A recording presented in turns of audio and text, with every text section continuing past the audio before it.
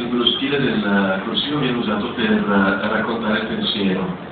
quindi anche un po' le ruminazioni a volte interne nostre, serve più che altro a spiegare rapidamente che si passa da una relazione descrittiva, ciò che è esterno, a una descrizione di quello che sono le sensazioni più profonde. Nel caso di Ezio si fa un doppio salto mortale, che per fortuna mi pare che funzioni, per cui si racconta quello che Gino pensa che suo fratello pensava in quel momento, ricostruendo dal diario che trova di suo fratello.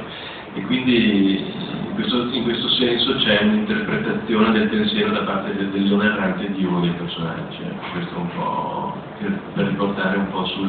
diversi punti di vista di cui parlate prima.